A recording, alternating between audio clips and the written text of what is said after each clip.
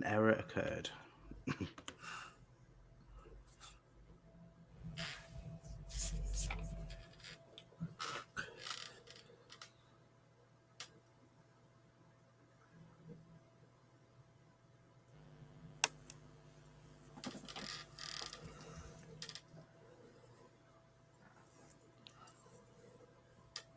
Try again.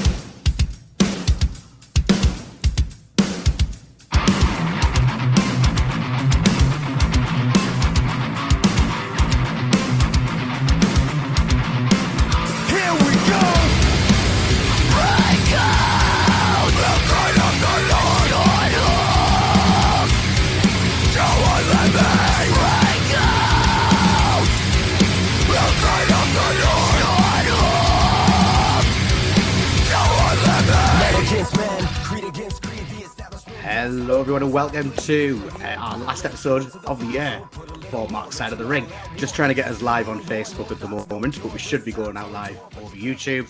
There's myself, Pete, Robbie, and David, and hopefully Ken later. How are we all doing, guys?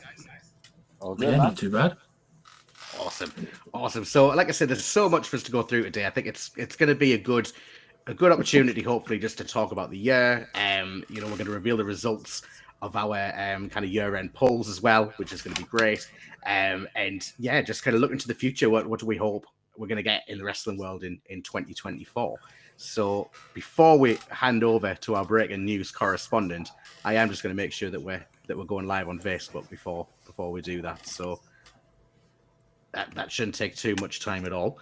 And yeah, we'll kind of see where we go from there. I know you'd said, Peter, I think you'd felt like there was just so much if we were talking about the news of the last year, that there's just so much to get through. I mean, how are you feeling about trying to fit that all into a few minutes? We'll do it. I'll get it. It's one of these things that when you read it, it goes quicker, but when you're writing it out, it takes ages, and because you're looking for it and you want to try and write it so it's not too convoluted to its context. So it was, I'll get through it. I mean, it's 12 months and, I ran out of ideas towards the end, so it'll speed up. Well, to tell you what, let's throw it to you. So this is kind of the news that was of 2023.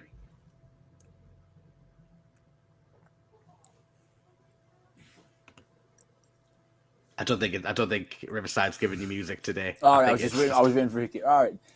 I was trying, but it wasn't happening. No. All right, then. So it was 23:59 on December 31st. The wrestling world of 2022 looked across the room, raised a glass at midnight, and said, "Man, that was a wild year." The 1 minute past midnight, 2023 patted 2022 on the back and said, "Oh, my beer." 2023, if anything, will be remembered as the year when the word never was erased from the wrestling landscape. The McMahon family no longer owned WWE after the merger with UFC under the Endeavor umbrella. Bryan Danielson finally got the final countdown back. WWE legends actually put over new talent on a Raw anniversary show. AEW released Fight Forever. Wrestling fans chanted "He's gay" in an affectionate way. Robbie spent money on Bret Hart merch. AEW had 2 women's matches on an episode of Dynamite. John Moxley managed to not bleed 4 matches in a row. 70,000 people were prepared to lynch Adam Cole at Wembley. WWE got hot again. Kevin braced War Games. 5 idiots started a podcast, and CM Punk returned to WWE.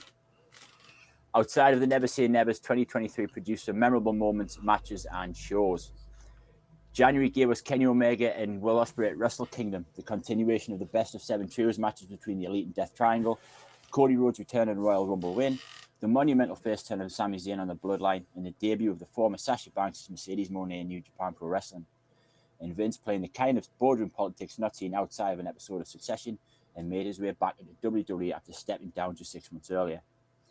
And sadly, the end of the month recap with the sudden passing of Jay Briscoe in a car crash on January 17th. The 23-year veteran left an indelible mark on those who saw his work, both with his brother Mark and on his own. Beautiful tributes were forthcoming, but perhaps none more touching than the one read on Jim Cornette's drive-thru on the 20th of January from a listener named Scott who lived in the same town as Jay. Truly beautiful words. Rest in peace, Jay. February, this gave us the Elimination Chamber PLE, where Logan Paul interfered in the men's Elimination Chamber match, delivering a picture-perfect buckshot lariat, Hangman, and Sami Zayn made a rousing return to Montreal, complete with Worlds Apart theme music to take on Roman Reigns for the Universal Championship. A highly heated match ended once again with bloodline shenanigans, but still served to elevate Sami to a platform higher than he has previously been, and the level he has managed to maintain as the years progressed. Also in February, Mercedes Moné defeated Kairi Sane at Battle in the Valley for the IWGP Women's title. March saw the Revolution pay-per-view for AEW emanating from the Chase Center in San Francisco, marking the first pay-per-view event held in the state. 9,000 fans were treated to some high-caliber matches, with the Texas Death match between Moxley and Hangman Adam Page, the Twos match between House of Black and the Elite, including the sickest knee strike in the world from Buddy Matthews, and last but not least, the incredible Iron Man match between MJF and Bryan Danielson. April. As always, April is WrestleMania month, and this year WWE delivered 2 nights of excellently produced wrestling spectacle. Rhea and Charlotte wrestled with the biggest chip on their shoulder and even bigger point to prove, and produced for me one of the matches of the year. Sami and Kyo bested the Usos in the feel-good moment of the weekend in the Night 1 main event. Shane McMahon returned and blew his quad almost as quick as he blew up on the way to the ring. And in what we thought would be the biggest shock of the weekend, Roman Reigns held off Cody Rhodes to retain the undisputed title. The big shock came less than 24 hours later when it was announced that WWE would be merging with UFC under the Endeavor umbrella to form TKO Holdings. The beginning of the end of the McMahon reign over WWE had begun, and as it would turn out, without Vince even realizing it. And on the topic of spectacularly produced wrestling, on the April the 5th Dynamite, the Guns made their way to the ring with an amazing entrance, with many men from 50 Cent playing them to the ring for their match, their title-less AEW career match against FTR. Intrigue was added to this match as it was still unsure if FTR had re-upped with AEW. FTR won, and not long after it was confirmed that he had signed a new multi-year deals with AEW. And May started with tickets for AEW All In at Wembley Stadium going on sale at the beginning of the month. Tickets went like hotcakes on their way to a reported 80,000 tickets distributed, although with all wrestling attendances, this would be soon debated once the event was over. We also saw pay-per-view events presented by both WWE and AEW. First was Backlash from Puerto Rico in front of arguably the hottest crowd of the year, highlighted by a riotous no DQ match between Bad Bunny and Damian Priest. All the sports entertainment bollocks followed, but it was the highest form of entertaining sports entertainment bollocks.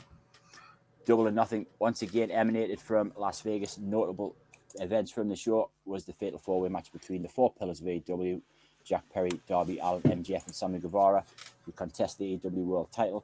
Chris Statlander defeating Jade Cargill and ending her 60-match undefeated streak since debut, leaving her at a still impressive 60-1. And back over to WWE Night of Champions in Saudi Arabia, Seth Rollins defeated AJ Styles to become the inaugural WWE World Heavyweight Champion. Sami and Kyo defended the tag team titles against Roman and Solo Sikoa, and Asuka defeating Bianca Belair for the Raw Women's title with the creative use of the Mist as the finish. And elsewhere, finally in May in the wrestling world, Mercedes Moné's stint in New Japan came to a screeching halt as a broken ankle during her match with Willow Nightingale led to Moné calling an audible mid-match and changing the finish, meaning Nightingale took the win and the title. As of today, Mercedes has not yet stepped back in the ring competitively, and her next move still remains the topic of much speculation. In June, AEW launched their third weekly show, as on June the 17th, AEW Collision debuted on TNT. The debut turn saw the return of CM Punk to AEW TV. Hey, 6 months in, it was the first CM Punk reference. We opened the show with a bitter, anger-refused promo and closed the show alongside FTR against Joe and Bullet Club Gold. And this month, AEW had the pay-per-view event scheduled all to themselves, as along with New Japan Pro Wrestling prevented the second show to bear the Forbidden Door name.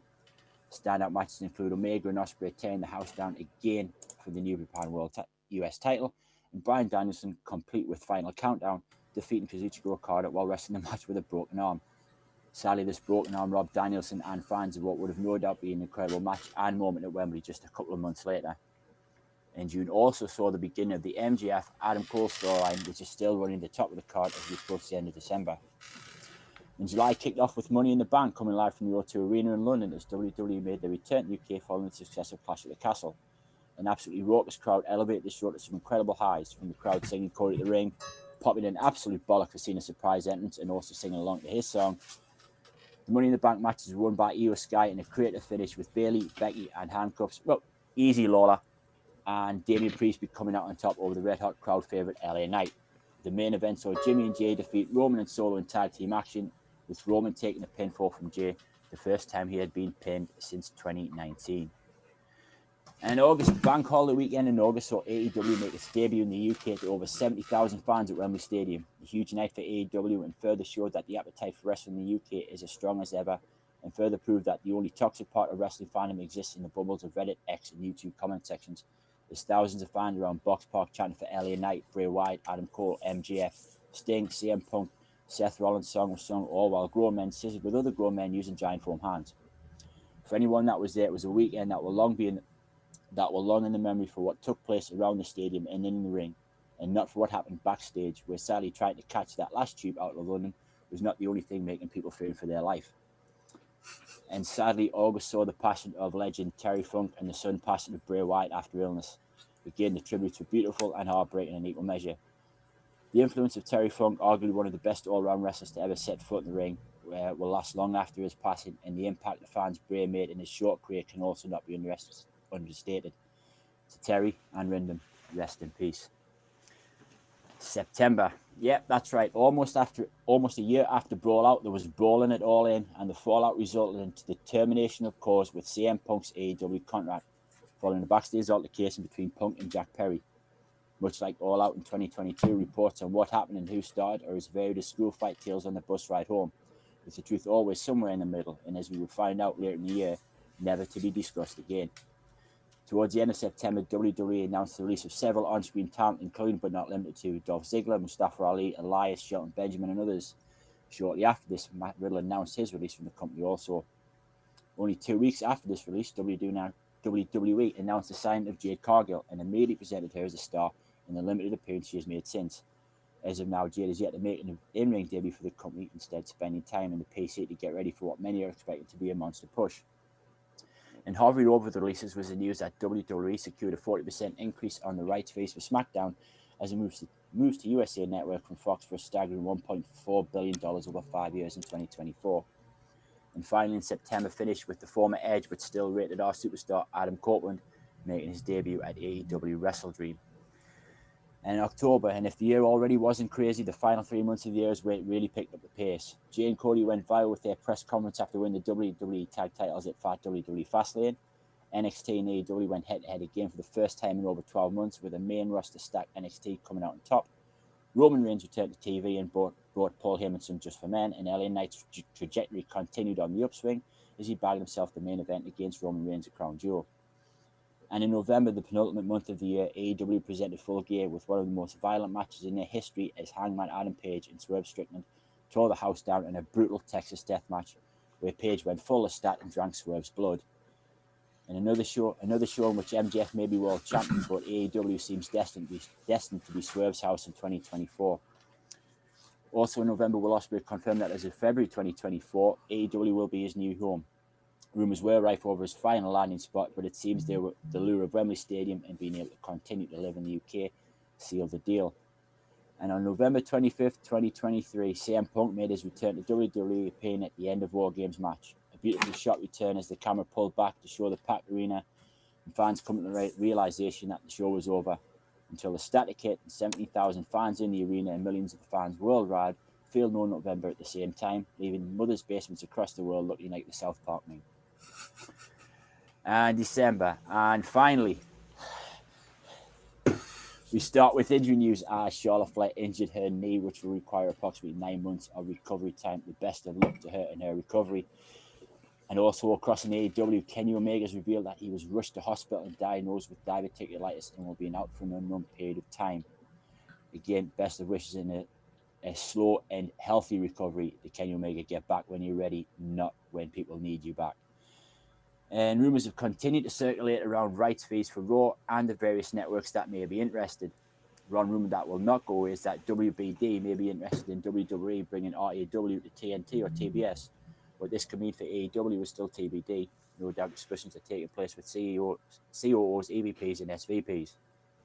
And if you like acronyms, well, how about this? It was revealed that NDA agreement signed by Punk was a lifetime NDA, hopefully no one in AEW stumbles unintentionally and reveals something. Because we also learned that Bryan Danielson was promoted to Chief Snitch, head of AEW Disciplinary Committee, where he will also oversee social media conduct and can issue fines accordingly if tweets are found to be of an inappropriate nature.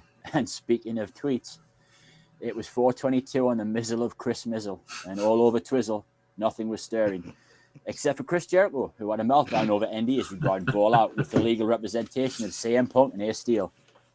The only explanation of this outburst is that he had clearly spent the night assembling in the kitchen for his kids and had 3 hours sleep before waking from his slump to see if Santa had been. Oh, wait, that was just me. Guess he was just drunk. And yes, I ran out of days by the time I got to October, but that was 2023. That was the news. That's a bloody good Jack Daniels, and this is Mark's side of the ring. It was one of the highlights of my Christmas when there was a message in our chat from Pete saying, "Merry Christmas, everyone." Jericho was having a meltdown on Twitter. And then obviously had to go and read that. And then did anyone see Jim Cornette's response as well? Yeah. Typical Cornette. But and then I think it's been such it's a hell of a year. Hell of a year. Also amazing matches, unbelievable moments both in and out of the ring, and obviously the past few months we've been doing Mark's side of the ring as well. I mean, David, what do you think of 2023? Like as Peter's put it there, like it's been nuts, hasn't it? Whirlwind. It's everything couldn't happen, has happened. Everything that would happen hasn't happened. It's absolutely crazy. And then obviously we'll go through our year-end awards shortly. So I know Robbie's been kind of collating the results of kind of all the various awards that we put out there last time. And so obviously one of those is kind of like biggest shock or something like that. But for you personally, what do you think out of all of that stuff? What do you think is the most newsworthy kind of thing that's happened all year? That for me? Yeah. CM Punk business. The fact that, as Tisha says, health falls over, and that's exactly what it felt like. So when he left AEW, I was throwing out pictures of it's got to turn up here, or this is the end of no compete clause. And then when it actually came to predicting if he turned up, I said no. Same. And the fucker did. I've said this a couple of times. I was so sure as well. Like I think I was quite like, there's no chance CM Punk's turning up at Survivor Series. It just felt like it had been talked about too much. Mm-hmm. And then the way they did it is, your proper trademark Triple H. The little end credit comes on the screen. You're thinking, yeah, the show's over, and then the static hits, and that was that unbelievable moment. And I think we said at the time, like, even though that probably did cost us 5 points on our Wrestle Profit league, cost me the lead. Yeah, it did. I had the biggest smile on my face throughout it. Do you know what I mean? Like it was just great to see. And then again, NXT, I was like, oh, let's just put if he turns up just for the crack. Nah, he won't turn up. And then he did. So I think 2024 is going to be a really interesting year for Punk. Is he going to win the Rumble? Is he going to get that WrestleMania minute he's talked about for so long? Where's he going to be at the end of the year? Has he? Is he going to behave himself, or is it a case of, old habits die hard? I mean, what do you think, Pete? Do you think that this is kind of the renaissance of CM Punk, that we're going to see like a new CM Punk in 2024 almost? I don't think it's a case of a new CM Punk. I just think it seems to be environment. I probably touched on this when we talked about CM Punk. I don't remember hearing a lot of stories of like causing bother. Do you know what I mean? Like starting fights and getting in people's faces. I mean, yes, obviously he may not get along with everybody, and that's fine. And towards the end, he became very outspoken. But and especially if he broken down, run down, and he just pissed off, then you can understand that. And he even said himself he hated how he was towards the end. He hated it himself. He said on Cabana's podcast, he said, "quote unquote, I hate how much I was telling everybody to fuck off." And he says, I didn't like who I was becoming. And I think WWE is such a different place than what it was now. Obviously, every promoter is going to have their favorites, their guys. but it does seem to be very meritocracy based now. If you get over, you're going to be given a shot. If you get over it and keep over, and show maybe you're not a flash in the pan, and and money talks at the end of the day. But you can go down NXT where it can help the younger ones where they're going to want to listen. There's going to be none of this. Well, I've done it for 13 years. It's like, yeah, well, you've done it for 13 years, but you still nowhere. Shit. Yeah. Well, yeah. In some cases, yes. In some cases, well, maybe they think they don't need the help or the advice. Well, I've got this far without it. But you'll have that NXT thing to kind of help along and share his knowledge with and get that bit out of his system rather than worrying about what's happening backstage at Raw and SmackDown. Yeah, and I think, to be fair, like he's not the first to come out and say that, perhaps some of the younger talent in AEW don't want to listen to that advice. I think William Regal kind of alluded to that as well, that, and there's that really famous quote from Hangman as well, where he's like, well, I just don't take advice, like, and all power to you, if that's how you want to do it. But then I think at the same time, when you've got wrestling minds like William Regal and CM Punk and Bryan Danielson there backstage, I think you'd be an idiot not to use them. And I think even Regal, I don't know, was that the end of 2022 or was that at the start that he left AEW and jumped over? The end. Yeah. Yeah. So even even MJF's title run. Yeah. So even there, you know what I mean? Like, it was almost kind of setting the scene for what this year was going to be like. I wonder if it's a good time to break into those year-end awards and, I think kind of just to discuss kind of some of those results and just kind of see where we go from there. Have you got them in front of you, Robbie? No, but I can. Awesome. So we had quite a few. For anyone who missed it last week, I think we had about like 12, 13, maybe more different kind of categories. Some of them are kind of general ones that you'd see on plenty of other wrestling podcasts and sites like Wrestler of the Year, so on and so forth. But some of them we've talked about specific moments of the year. Champion of the Year was one that I quite liked to kind of differentiate that from Wrestler of the Year. So we've got a few different ones. And the way that we did it is that the four of us each kind of picked a wrestler or a match or whatever for each category, and we put it out to the listeners to vote. There were a few tie breaks towards the end, and we let Kev settle those, didn't we? Because we know that Kev obviously wasn't around last time. So Kev, in the event of any dead heats, because Kev doesn't like two of things, we thought he was the right person to split that. So I'll hand it over to you, Robbie, and we'll, again, because see who won what. Yes, so we'll start with Angle Storyline of the Year. So I'll get all the nominees up. Cool. I had the winners ready, but I want to do this properly, you know what I mean? Like the Oscars. Yeah. The Slammies. Correct me. The Hey, Slammies. so with these, the nominees were Sammy Breaks Away from the Bloodline, MJF and Adam Cole, The Bloodline, and Jey Uso versus Roman Reigns. So the winner of this was Sammy Breaks Away from the Bloodline. I think for me, if you're thinking, and I think this is probably one of the ones that I'm sure it was one of the categories or it comes up again somewhere else. That moment was just like, even though you almost knew it was coming, like that's one of those things where people say, "Oh, wrestling's predictable," blah blah blah. That's an example of where like the predictable thing should have happened and it was amazing. Like I remember I think I said this last time.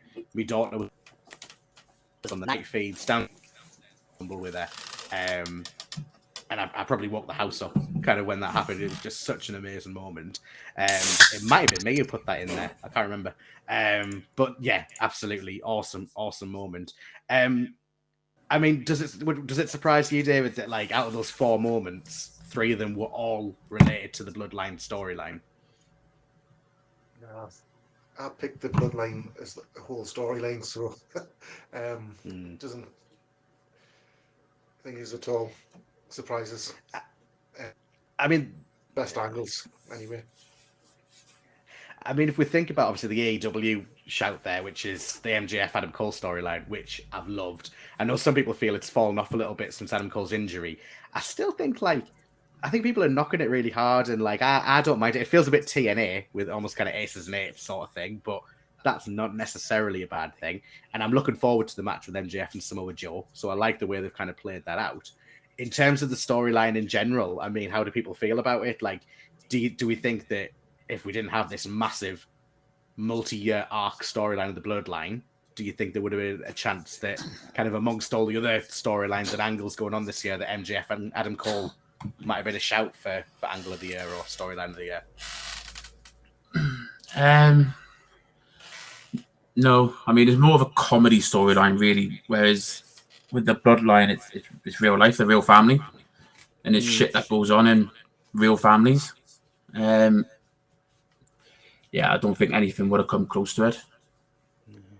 And I mean, to be fair, one of the things I will say, and I think you've said this in your kind of year roundup, is that like if in Wembley during that main event when it looked like Adam Cole was going to turn, he wouldn't have got out of Wembley. He'd have been absolutely lynched. Like I've never, and I mean, to be fair, I think that's the joy of live wrestling. Like that might as well have been real for me at that point. Do you know what I mean? Because it was just I was so invested in it. And I was funny if I was watching All In the other night, or at least starting to watch it again anyway. And it was making me think like, hey, I haven't bought my ticket for All In 24 yet, so you know that's something that I might have to consider doing. So what's the next category? What have we got next? So the next one we've got best ring entrance. So this was between Bianca Belair WrestleMania Night 2, Cody Rhodes Money in the Bank, Bad Bunny Elimination Chamber, and Dominic Mysterio WrestleMania Night 1. And the winner of that was Dominic Mysterio. Nice. I tell you something, it shows obviously, and that's a big part of the WWE thing. Like their entrances are always like, particularly WrestleMania, like their entrances are always absolutely phenomenal. I'd went back to watch the Bad Bunny one because I'd forgotten about it. So obviously when we talked about it, I thought, all right, I'm going to go back and watch it. And it was absolutely awesome. And I'd forgotten how cool it was through the whole show that they'd used that drone. Like I think at the very start, they used it to like fly into the arena, and they used it during his entrance and stuff. Like absolutely awesome stuff. Are there any other, obviously it's difficult when there's only 4 of us and we kind of can only pinpoint certain entrances. Are there any others that stand out for people that maybe didn't make the cut? The Guns. That Dynamite when they first came around, the camera one, and I'm a 50 Cent fan, but I can't remember where it was because the crowd recognized them. It almost seemed like the crowd recognized the music first. So I don't know if they were in New York kind of way, but obviously they recognized that, and it's a New York crowd, and if most of the crowd's all of our age, New Yorkers are going to know that song because they'll play that album to death. And just the way it was shot, the way they came around, the way it was lit, the water with the Guns, and obviously they've expanded upon that. I think that night they looked like superstars. They looked like one of the biggest deals in wrestling, and that's what an entrance can do. It gives you that perception that this person is a star, and I think it's not understood quite enough that it's a big part in getting yourself across to the audience. I think if there's one thing AEW have done really well this year is getting Bullet Club Gold over. So like, I kind of felt a bit like, I think I've said this before. Like they almost felt like you know, when you had all these like NWO shoot-offs and it almost felt like it kind of diminished Bullet Club for what it is in kind of other companies. But between that amazing match that they had with FTR for what felt like half of Collision but flew by in July, and obviously what they've done with the Guns, like it's been, you know, again, really formidable. Like Collision's very much their show at this point. So hats off to them, because it's just like, you know, it's really awesome to see. You know, even kind of Jay White holding his own in the Continental Classic as well. I would have defeated Sneak that, to be honest, but looks like they've gone with Moxley in the Gold League. So never mind. What we got next? So you got the biggest shock of the year, which is Roman beats Cody at WrestleMania.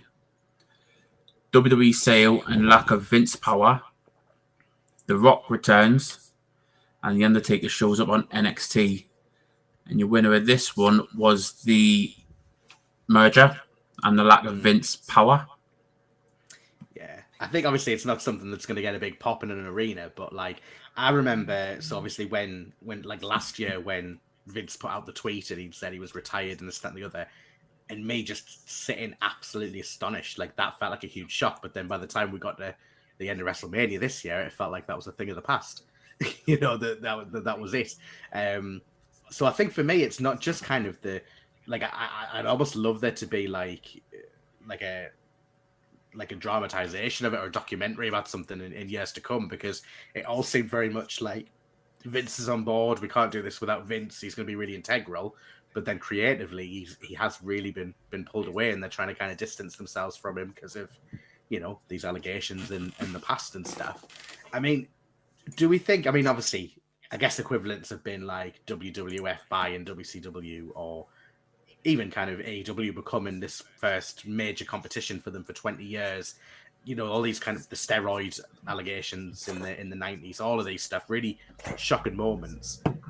Do we think does this trump them in terms of how it changes the wrestling landscape? Yeah, massively.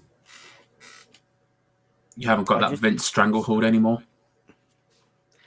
And I think you can tell. You know what I mean? Like, obviously, the thing I said, like I certainly wouldn't be a wrestling fan if it wasn't for Vince McMahon, just because of kind of the wrestling I grew up with and, you know, the creative at the time. Like, but for a long time, it just wasn't like WWE was something that I kept up with, but I was just because it was like, well, you know, I've got to get through all this shit to see a good match or this, that, and the other. And I feel like that's well, certainly the last 18 months.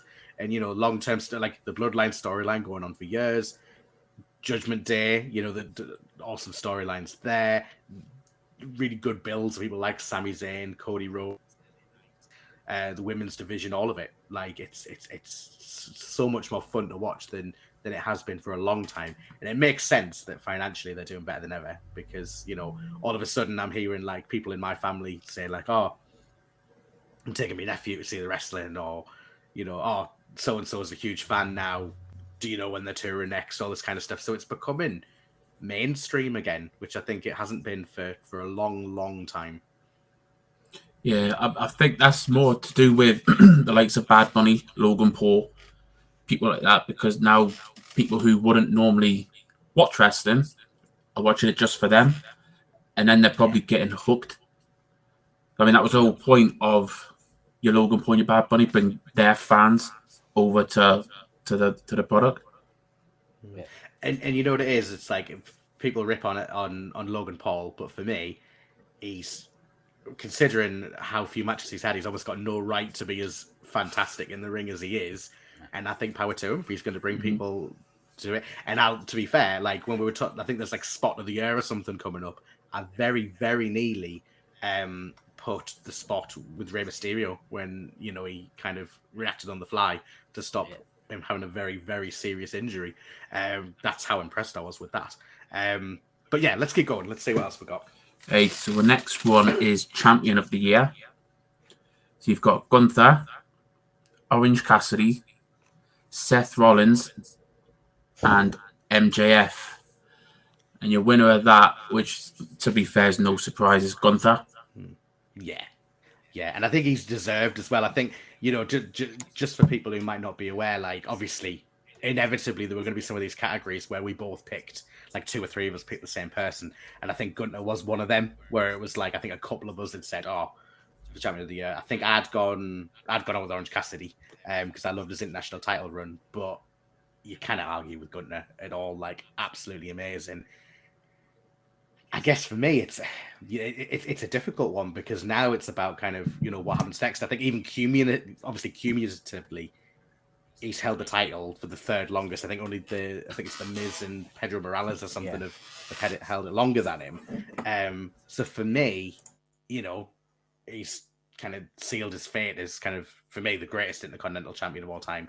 But it's how we end that and move him up, because he's inevitably going to be in the main event. Like, for me, he's inevitably going to be a World Heavyweight Champion. Before Punk came along, I'd have had him penciled in to dethrone Seth Rollins, to be honest. I mean, who would we like to see kind of beat Gunther for that title? And are we in a rush? Do you know what I mean? Like, does it need to happen next year, or do we think that if he's having the matches he's having and telling the story he's telling, can he hold it for longer? I'd like to see someone from NXT come up and do it. I think I mentioned the week Braun Breaker was a name. That's a name that's believable to be able to beat him after this run he's been on. The likes of your Chad Gable is just now they seem to have stopped pushing him. It just wouldn't be believable. I think Braun Breaker for me would be the perfect guy to take that title off him. I guess it depends how much they want to do with him in NXT. But Dragunov would be an awesome choice as well. But obviously, I feel like Bron Breakker's been ready for like 2 years now to get to the main roster. And I'm hoping the 2024 is his year. Like, I really am.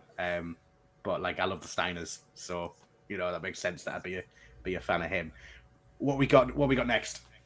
So we've got the Women's Wrestler of the Year next. So this was between Tiffany Stratton, Becky Lynch, Io Sky, and Rhea Ripley. And I think this is, to be fair, another not surprising, but Rhea Ripley's won this one. Yeah. But How many times absolute did credit Kev to vote for Tiffany that? Stratton there, like. How many times did Kev vote for Rhea Ripley? But if you think look like those names, yeah. So obviously Becky Lynch, who is probably one of the biggest, if not the biggest, women's wrestler they've got in the company. You've got Rhea Ripley, who has had an amazing couple of years. Io Sky, who, to be fair, I loved her from her time in Japan in NXT, let alone what she's doing on the main roster. And then you've got Tiffany Stratton, who's much less, experienced than the others, but has had a hell of a year and totally deserved to be. Was it you, Robbie, who put her in there? Who, Rhea Ripley? No, sorry, yeah, Tiffany Stratton. Oh, yeah, she didn't get any votes, but yeah, that was me that put her in. Oh, that's a shame. But I think she deserved to be in there, though. Oh, yeah, that match with Becky Lynch really put her name up there. Yeah. I think I just found out today that Tiffany Stratton was going to be Maxine Dupree. Really? Called up the other girl instead. Yeah. I had to save them both that because they're both. Because that's a bullet dodged. Mm-hmm. But I think it where they've ended up seems to have suited them both, because I can't really see Maxine doing what Tiffany's doing, and I can't really see Tiffany doing what Maxine's doing. Certainly, where Maxine started to be presented with Alpha Academy, like Tiffany looks far too much of an athlete to be that. But then again, they may have presented differently, so maybe someone's kind of went, no, it needs to be this way and this, that, and the other. But no, it's worked out well for them. And I think it's sad that there was no AEW women's wrestlers nominated, which is a shame. But hopefully that's something that gets rectified. But I will say that Julia Hart for me was really cool. I did consider that just for the sheer amount of improvement she's made, and certainly the last 6 months she's been fantastic, really good. And I think if she had another 2 or 3 months on top of that, maybe back to maybe May or June Double or Nothing time, I think she would have seriously been in the conversation. Just the other guys were given more of an opportunity to shine this year than what she was until we're back in. I also think, talking about AEW, I think if Jamie Hayter hadn't got injured, I think we probably would have been talking about her too. 100%. Because I think, for me, the timing of it, bless her, was just so bad. Because I think that spot that Saraya was in, that I had no doubt in my mind that would have been Jamie Hayter, or there would have been Saraya against Jamie Hayter. Yeah. I think either way, bless her, I hope that she's well in time for All In 2024, because I'd love to see her get that moment. And I think she would have been. I think she absolutely would have been a shoe-in, because I think I put Rhea in there and it's well deserved, but I would love to have seen her in some more competitive matches, the kind that she was doing at WrestleMania. But she's just been so involved in like the main event storylines and just building that character and stuff. Like you just couldn't ignore her. And like I say, Kev will be absolutely thrilled that Rhea won that one. So there we go. Right. What we got next? So our next one is Mark Out Moment of the Year. You've got Kevin Owens and Sami Zayn winning the tag titles. Jay super kicks Roman Reigns and leaves the bloodline. CM Punk returns at Survivor Series. And for a second goal, Sami Zayn hits Roman Reigns with a chair. Your winner. That's the one that I put in. I mean, your winner of this again, it's not a shock, because I think I changed my selection for this because I had this one as well, and it's CM Punk returns at Survivor Series. Yeah. But again, it's just that acknowledgement that out of the 4, 3 of them are related to that bloodline storyline. It just so happened, again, like the year that CM Punk's had, like you say, very quiet up till June, but then he more than made up for it the rest of the year. And I mean that, like, we've talked about that moment already. It was absolutely awesome. It does make you wonder, like, And I'm not, yeah, obviously, I'm not condoning backstage brawls and stuff, but it makes you wonder how that would have been handled in WWE, and whether AEW have massively dropped the ball there by letting that happen. They've lost a lot of money that WWE are now going to make. Mm-hmm. Yeah, I mean, No, what is it? And I don't want to dump on AEW because I really want it to see. I'm desperate for it to see it, and I'm sure in the new year, after when it's the 5-year anniversary, I'm sure we'll really get into the AEW, and I'd like to. But it's a bad look when in 2 years, 2 of your biggest stars have left the company one way or another, and are potentially 2 years after that, one within 2 years, one within a year is headline WrestleMania. Yeah. Could end up doing 2 back-to-back, and one within 6 months could be headlining both nights. And then you've still got Jade Cargill on the horizon as well. So I think there's things that need to be done to how talent is handled and how they conduct themselves in this, that, and the other. So, and a stronger bit of leadership, I think, will kind of help. But I really do hope to pull it together, because it's been sad to see that kind of, I don't want to say a little bit of a decline in terms of what we've had, but it's sad to see all of a sudden just everybody just start hammering them for like Howie.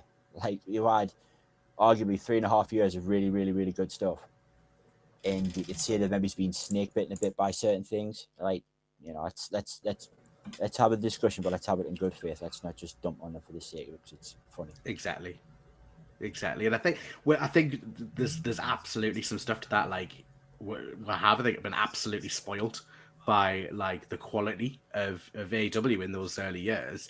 And like I say, for me, I watch more AEW than I watch WWE at the moment. Like, I'm still a huge fan of it.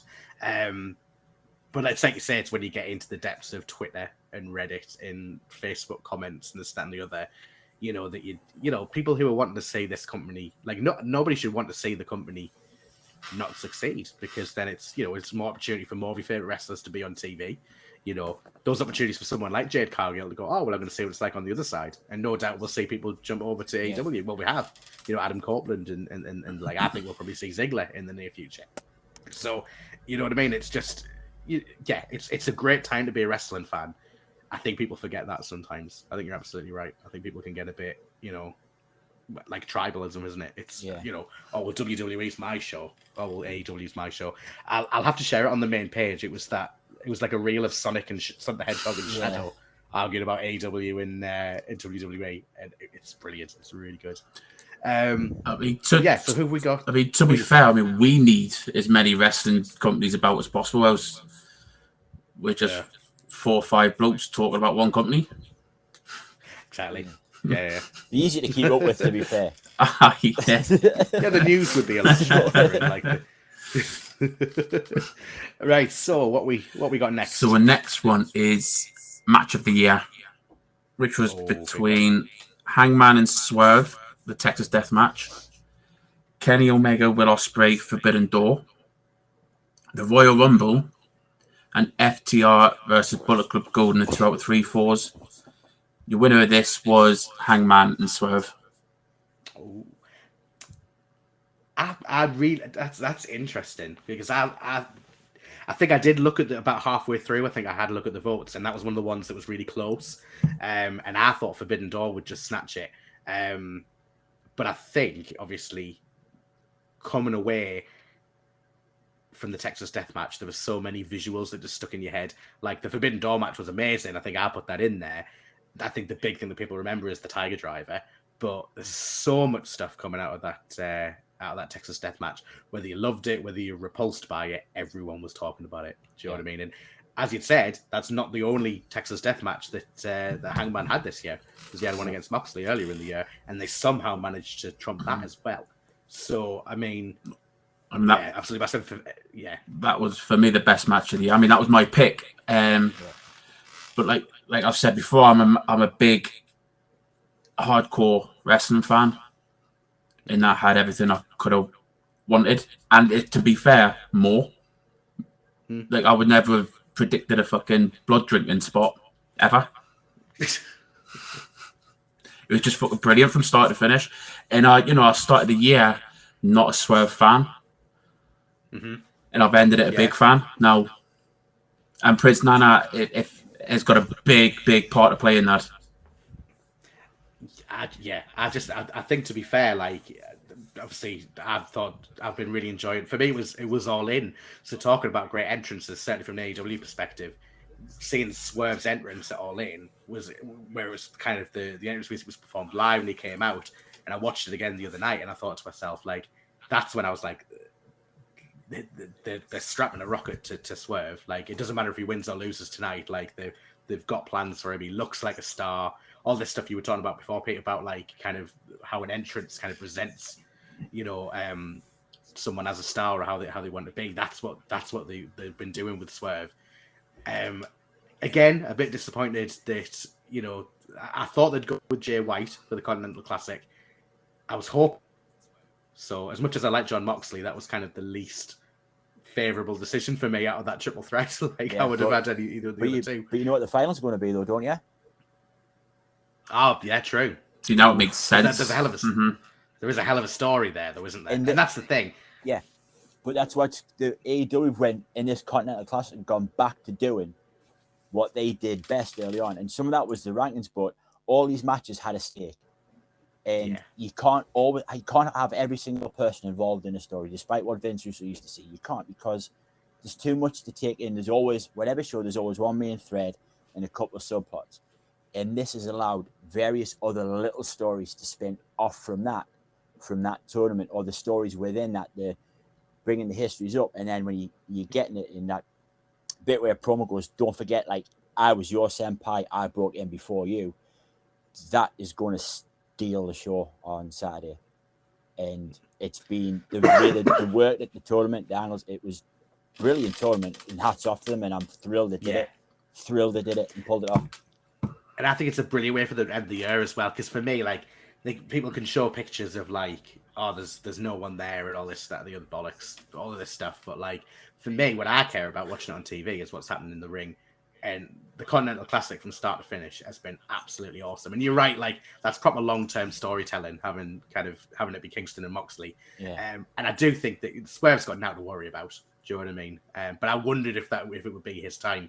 But I've got a feeling, particularly with some stuff that happened on last week's Dynamite, he could be the guy to throw on MJF in the end. And I hope that is the case. But to be fair, I think Swerve will be coming up in a category shortly, if it's not the next one. No, it's not the next one.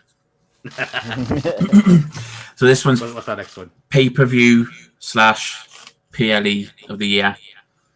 This is All In, Royal Rumble, WrestleMania Night 1, and Money in the Bank.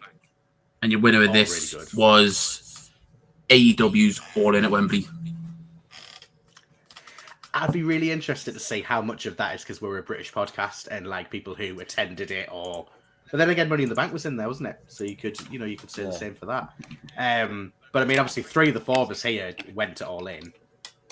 Absolutely amazing show by any stretch of the imagination. I mean, what would you say? What would you say is your memories, David, of All In? Because then obviously it was me, you, and your son Harry. We all kind of went down. You had to put up with my snoring in the hotel room. But other than that, kind of what were your memories of All In that weekend? A big memory is actually after I'd finished, as we're heading to the tube station, and there's just thousands of people around her, and everybody started singing for Elliot Knight and doing the Seth Rollins song and stuff. It was just, there was no like anger between people or anything. Nobody was getting impatient. It was just a great feeling. Yeah, no, it was, and that's the thing, isn't it? It's like, we talk about all this tribalism on land stuff. That was not non-existent in that stadium. Like, it wasn't like as we were walking in with our tickets, they were playing Bray Wyatt's entrance music. I think any opportunity that they got, because I wondered, I hadn't realized they'd paid tribute to him in the pre-show. So I think any opportunity they had, I think before House of Black came out, people would sing in Whole World in His Hands. Like, we there was no like, this is just an AEW show. It was just a celebration of wrestling in the UK, which was brilliant. So I'm really pleased it's one pay-per-view of the year. I refuse to use the the other word. I get it, but I refuse to use it. So what we got? What we got next? So your next one is Rising Star of the Year. This one you've got Swerve Strickland, Dominic Mysterio, Julia Hart, and Tiffany Stratton. Your winner of this one is Swerve Strickland. Well deserved, but that's like a hell of it. Like in terms of those four, like that's not as straightforward a win as you'd think. I think any of them could happily have walked away with that. Was it by quite a lot? Did Swerve win by a lot, or was it close? Or Yeah, 62% of the vote. But I think this is it. It's because he's looking like a star. We've talked a bit about him already. Like we've got that ascension that he's gone from someone that was in Hit Row that I didn't really notice, to becoming this like absolute main event player in AEW.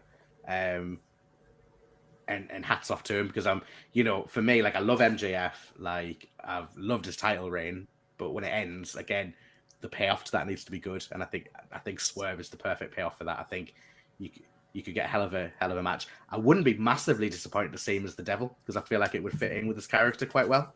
But I guess we'll see. Excuse me. So who have we got next? Or what have we got next? Next one is Spot of the Year. Spot of the Year. This one is Christian tells Adam Copeland to go fuck yourself. Logan Paul and Ricochet, the Royal Rumble. Hangman drinks Swerve's blood. And Montez Ford is Spider-Man in the Elimination Chamber. And this one, probably one of the best segments of the year, is when Christian tells Adam Copeland to go fuck himself. It was never going to get beat. But it just shows you how, like, and you say this all the time, like, some people watch wrestling because they love kind of the in-ring stuff, and absolutely, we all do. But for a lot of people, it's got to be backed up by good stories, good segments, all of that stuff. And yeah, that was a mint moment. I think David went with that one. I think the rest of us kind of went with like spots, yeah. But deserved winner, absolutely. And that story's chugging along really nicely. And obviously, I think there's a rematch at World's End, so we'll predict that in just a little bit.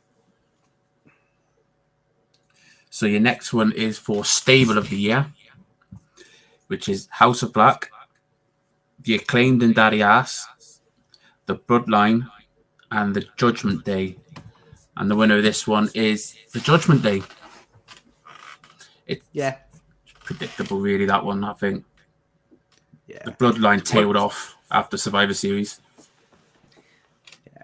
Do you think, I mean, to be fair, I know one of the things that I'm going to avoid using the word criticism, because I feel like they have calmed down with this a little bit, but I feel like AEW were very stable heavy at one point, like everybody had to be in a stable. And I think that has calmed down a bit. But do you think that hurt the chances of other stables like House of Black or the Acclaimed Daddy Ass kind of winning this? Because I guess the Judgment Day and the Bloodline feel more significant and more important because there's not millions of stables in WWE. They're just kind of the big, power factions, if you like. I mean, what do we think about Judgment Day in terms of the year they've had? Because I think for the moment Edge left, kind of last year, it just seems like they've had this massive ascension. We talked about Rhea Ripley already, but it seems like they've had a hell of a year. Yeah, I mean, when Edge left, it just felt like they were a jobbing stable. And it seems to be when Dom joined, they really started to take off. And then since then, they've just been unstoppable. Yeah. So believe it or not, Dom was the one that put that rocket to him, the way I see it. With the heat that he got, anyway. Yeah. Mm-hmm. I think that helped. I think him turning on Ray, kind of, that heat will transfer over anyway. And it was, you could argue, they just have a bit of, I hate the term, but X-Pac heat at the beginning because they just think he's no good. And then obviously he gets heel heat for what he did to Ray, and then him just being an obnoxious little prick going on. and everything just kind of filtered in and being like the sub to Rhea's dominatrix type of persona and all that, and then you've got the two workhorses in the background with Damien and Finn just going it, and they've all kind of elevated each other, they've all kind of brought each other up, they've all went on that journey together, and everyone's further up and better off than they were when it started. And I think that's one of these when people maybe have voted, they've looked and went, well, they were here and now they're here, and they're all credible threats in that sense if you look at it from a TV point of view. And I think maybe as the others, I think some of the stables like House of Black are a great stable, but they haven't really been given a focus, and they should be like feared, and you should be like, nah, I want nothing to do with that, because you've got Matthews, you've got Black, and you've got Brody King, three guys that and should be kind of putting the fear into a lot of people just for what they're capable of in the ring. And I think that maybe was actually just from a presentation point of view, they've just stumbled a little bit, but I think that's maybe why Judgment Day's got it, because they've been presented as something to care about. Mm-hmm. And it's funny when you think about all the stables, so like DX, so if we talk about like the kind of the second iteration of DX of like Triple H, X-Pac, New Age Outlaws, that only lasted a year. And it feels like longer because there were so many moments in there, but it was like after WrestleMania 14, X-Pac came back. WrestleMania 15, that's where Triple H turned on X-Pac. Yeah, there was kind of reunions of sort kind of the following year, but that classic period of DX was 1 year. So then you think about the Judgment Day, that they've already kind of really have any kind of sign of slowing down. Again, the Bloodline have been doing it for quite a few years, so it's nice to see stables getting a longer run rather than when in the Attitude Era where I'm sure like the Corporation was just like a few months. It feels like so much more because of all the memories attached to it. So for me, like I think well deserved for the Judgment Day. But I enjoyed all those stables this year. So again, it was another tough one. Yeah. So your next category is for Tag Team of the Year. This was a lot closer than. Well, this is one of the ones Kev had a tie break. Mm-hmm. So you've got FTR. Rhea Ripley win then.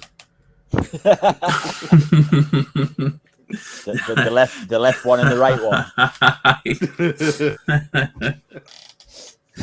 So you've got FTR, The Acclaimed, MJF and Adam Cole, and Kevin Owens and Sami Zayn. And your winner of this one is MJF and Adam Cole. That's a surprise. I would have thought that would have been FTR, to be honest. Mm-hmm. That's where I thought that would have gone. But it shows you the mint year that they've had. Like you were talking about the comedy segments. I don't think I've laughed as hard as the dodgeball one in my life. Mm-hmm. Like for years and years when they did that bit in the gym with the dodgeball. Just absolutely priceless. And everyone, I'm a huge fan of both of them. So it's been. I guess we all felt like it would get to All In, and that would be kind of the breakup. And it's kind of been nice that it hasn't, whether this is going to keep them together or whether there is inevitably going to be one turn on the other down the road. I do think it'll probably mean more when they get there. So, it's been a hell of a ride. And one of the main reasons I've enjoyed AEW so much this year, kind of having them both sort of front and center. I do feel Adam Cole's been missed on TV. I know he's at Full Gear, but I do feel he's been missed. Like I do. Yeah. I think sometimes wrestlers can get injured and, sometimes there's a big gap on the show. Sometimes there isn't. I feel there is a bit of a gap with that Adam Cole there. So hopefully, I don't know how he's doing in terms of his recovery. Does anyone know if he's... Has he been there every week? Wearing a mask? Never know. Maybe. He is a dirty little liar after all. There you go. Dirty little liar. But I think one of my favorite memories of the MJF Adam Cole thing, and it was right at the beginning, and it was when they got put together for it was the blind eliminator, they call it. Mm-hmm. And they're both in the ring and they're with Shivani, and he said something, and they both said at the same time, "Shut up, Shivani." And it was like they've both been brought together for their simultaneous dislike for Tony Schiavone, and I was like, that's for me, that popped me. I was like, that's class, because MJF doesn't like him because MJF's a prick, and Adam Cole doesn't like him because he keeps perving on Britt Baker. So yeah. You know what it is? It was a decision where when I saw it, I was like, really? And then it just fucking blew up. It's just these double clotheslines and the fucking kangaroo kick. Moves that shouldn't be beating people. And they won the Ring of Honor titles with it. It's brilliant. Yeah.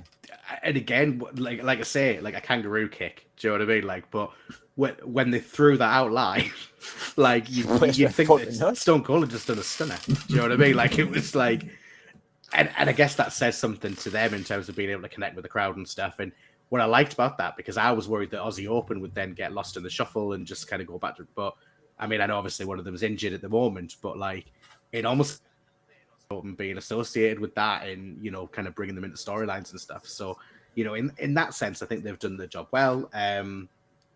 You know, I mean, there's been other teams that they've faced, but you know, obviously we'll see kind of what twists and turns the story takes in 2024. Also, MJF's reaction to this theme song mashup was fucking brilliant. And the only thing I would say, it took AEW far too long to get that on Spotify. It's mint, isn't it? It's on now, but god damn it, Mikey Ruckus, that should have been on fucking straight away.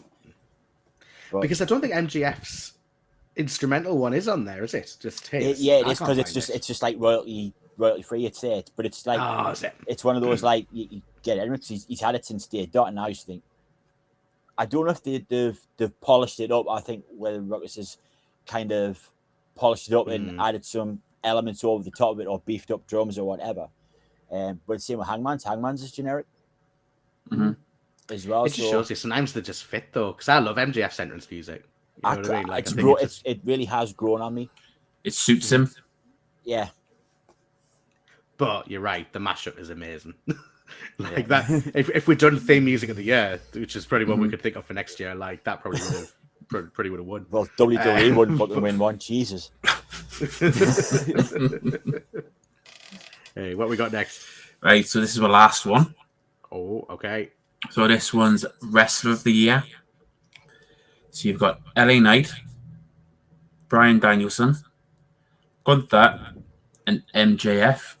And this one with a landslide actually was MJF. Oh, I'm pleased with that.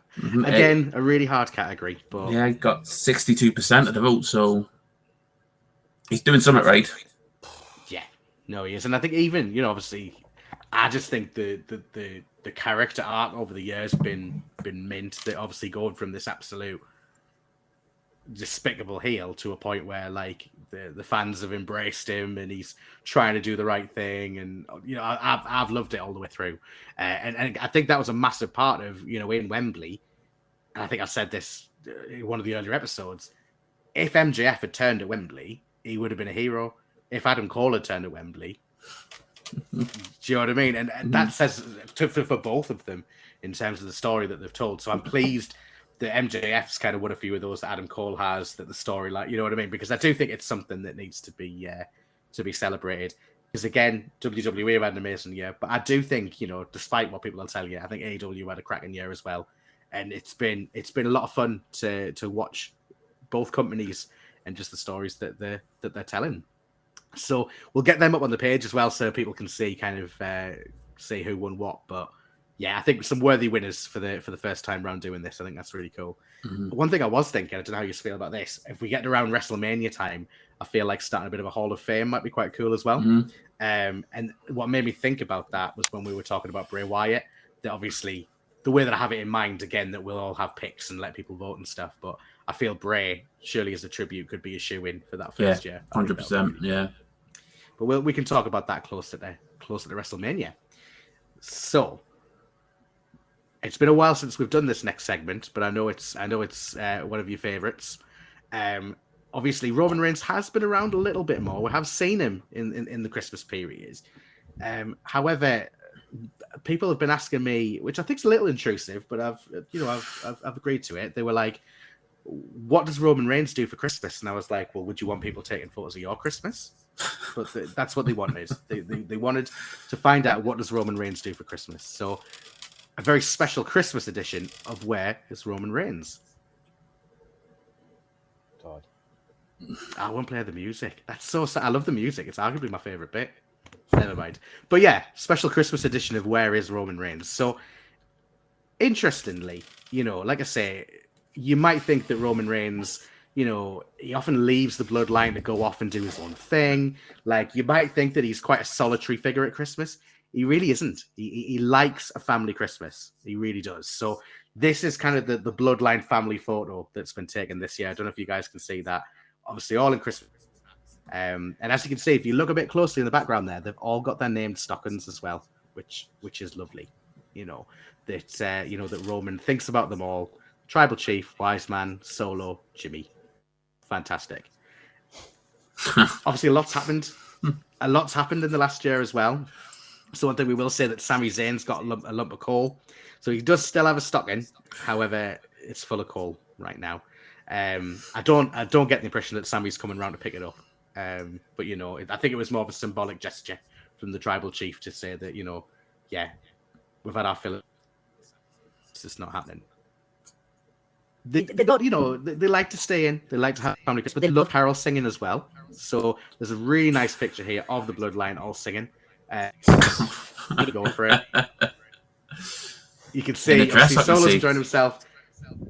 Well, you know, why not? It's Christmas. You know what? You know, like, do what you want. You know what I mean? Like, Paul looks really happy. Jimmy looks less happy to be in his dress, and that's fine. But at the same time, you know, Roman's the Tribal Chief. What he says goes. And then obviously once they've sang their Christmas carols, you know, Roman tucks them all into bed. They've left out cookies for Santa, but what they don't know actually is Santa. So he has the cookies, he has milk, he is the Tribal Chief, and that is a bloodline Christmas. You know, so that's what they do. So, you know, we'll continue to do this. I think for anyone kind of new to the show. You know, we like to know what's going on with Roman Reigns. We like to know what he's doing when he's not on our TV screens. So, you know, I do have sources who let me know all that kind of stuff. So, yeah, fantastic. And I'll keep up with Roman. I do wonder if he'll be at the Royal Rumble, but if he isn't, we'll be sure to know where he is. What's that? Where's he gone? There we go. I think he's turned himself off and he's tried to close his window down. Oh no, I'm here. Can you see us? Yeah, I can see it. Yeah. I don't know where Mike's gone though. Mike's gone off my screen. I'm still here though. Can you hear me? I can't see him or hear him. That's really random. Hopefully, I'll come back shortly. Oh, he's gone. Now he's gone. Now he's there. There he is. There he is. Is he? He'll be getting there. Won't be Mark's side of the ring without a little bit of technical difficulties. It wouldn't be. We've got Adam Cole clicking his pen in the ring. Next week we're going to play Where's Mike Norris?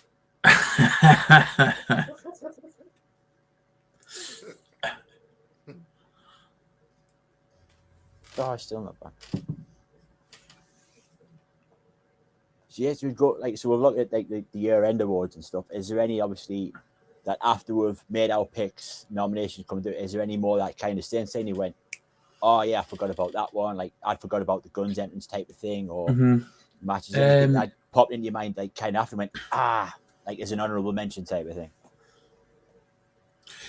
And for me, female rest of the year is like, yeah, I picked Tiffany Stratton, but like, you know, after we got our picks out, I was like, why didn't I pick Julia Hart? Yeah, she was in the Rising Star one. Yeah. But female wise, I don't know if it's because I've watched Tiffany Stratton more. Yeah. She's the one who stuck in my head. I wish we'd done Manager of the Year.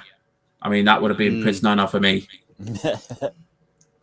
He just makes that entrance. Year, can't we? Mm-hmm. Yeah. Yeah.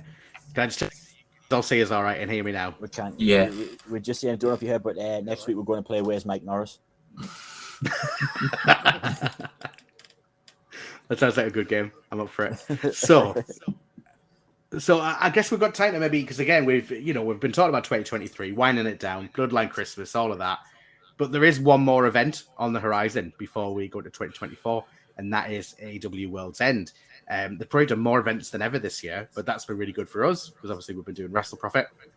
And I'm still waiting. Like I say, I know Kev's not been very well, bless him. So I know he wasn't here for our previous one, I think that was predicting. It might have been NXT. We'll have deadline. But either so we need to get those scores from him to kind of get an idea of kind of where we're at. At the moment, this is kind of how the tables are looking. So Peter's leading the charge with 68. I'm in second place with 64. Robbie's 63, and David is 57. It's all to play for, to be fair. But we do have a lot of points to be won for World's End because there's 9 matches, not including the pre-show. And then, of course, we do have our 5-pointer as well. So I say that we will go through these and we'll see where we're at. And then we're entering 2024 with kind of probably like a handful of events left. Who is going to win? Who's going to be leading for Wrestle Profit? So, I mean, who's looking forward to World's End? I know, David, you're going to come around ours on New Year's Day and check it out. Is anybody else kind of fitting that into their New Year's plans? Probably watch it live Saturday night. I'll probably watch it Sunday morning, I would have thought. Got all the kids around, so probably be on in the background, but I'll try and catch as much of it as I can. Apparently, I read somewhere that if you kind of order it now, it's only like £10-11 through Fight TV. That's good. That's good to know. I know because I've got AW Plus. I think I usually get them for about £15. But like I say, we'll have we'll have a bit of a look at that because again, it's a hell of a deal if you can get it for what will be because AW always deliver on the pay-per-views. Yeah. I know people have been talking about like, some of these matches feel like they should be on Rampage and this, that, and the other. But for me, when you're buying an AW show, the one thing you're going to get is match quality. I think it's been a mint year for pay-per-views all around. WWE have put on some absolute stormers. But yeah, I think World's End is going to be awesome. So let's go through these, and what I'll do is I'll try and link in with Kev before the next one to see what his predictions are too. But we'll start at the bottom here. So we'll start with a guy that we've talked a little bit about already today, Swerve Strickland versus Keith Lee. Feels like this match should have happened months ago. They kind of dropped this feud and then picked it back up. But again, I guess it's that evidence of that long-term storytelling, or at least having a memory of kind of what's come before, which I think is really good. So let's start with Robbie. Do you think that Swerve's going to continue this ascension? Do you think he's walking out of World's End as the winner? Yeah.